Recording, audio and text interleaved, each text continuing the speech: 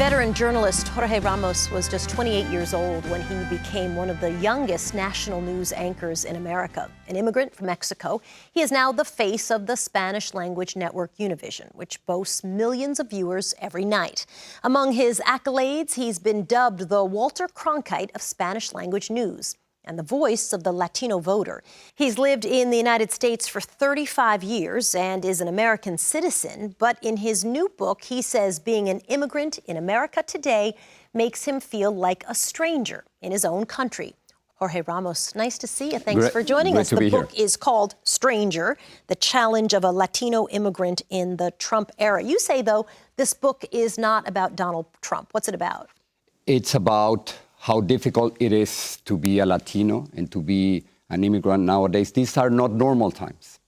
When you have a president who attacks immigrants constantly, who criminalizes immigrants, who says that Mexican immigrants are criminals and drug traffickers and rapists, that is not normal. The minority is becoming slowly the majority. And is that really what is triggering this overt hostility toward immigrants? And because of that reaction, we are seeing this anti-immigrant sentiment in the country that I've never felt since I arrived in 1983. In this book, you're critical of President Obama. Many people, I think, forget that he is the president who deported more people than any other president. It's true. He deported 2.5 million undocumented immigrants. He destroyed many Latino families.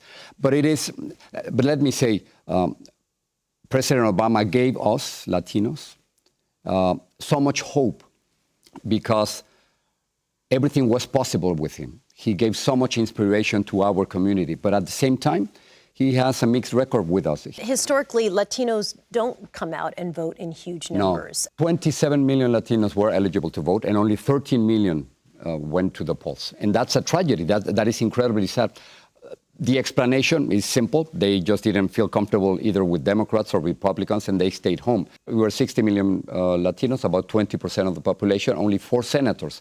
That is not enough. We need 20 senators. Talk to me a little bit about the Dreamers, who you talk a lot about in the book.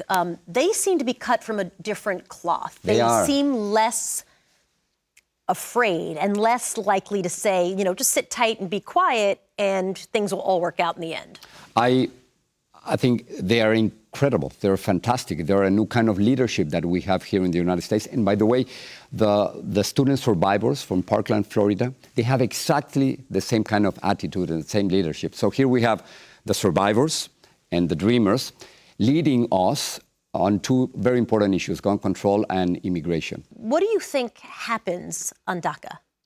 At the end, the dreamers will prevail. The dreamers will be here. Politically, maybe the possibility is to have DACA for a few miles of the wall.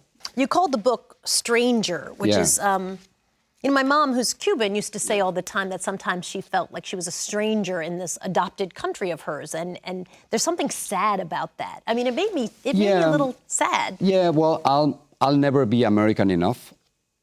For many Americans. Then I'll never be Mexican enough to many Mexicans either. Writer Sandra Cisneros told me that I am an amphibian. And I am. I live in 2 different worlds. We're talking in English right now.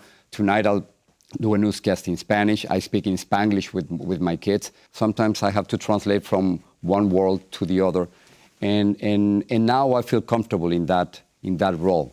Being an amphibian. Do you think, as a journalist, you go too far when you come out so aggressively against the President of the United States? I don't think so, because I think we have, as journalists, 2 responsibilities. The first one is to report reality as it is, not as we wish it would be. However, the other responsibility that we have is an incredibly important social responsibility, which is to question those who are in power and to give voice to the voiceless. And if we don't do it, who's going to do it? And I believe that when it comes to racism, discrimination, corruption, public lies, dictatorship, violation of human rights, we have to take a stand. These are not normal times.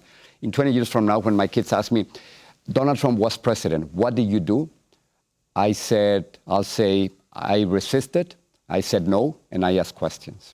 The book is called Stranger, The Challenge of a Latino Immigrant in the Trump Era. Jorge Ramos, so nice to see you. Thank you so much. I appreciate it. My pleasure.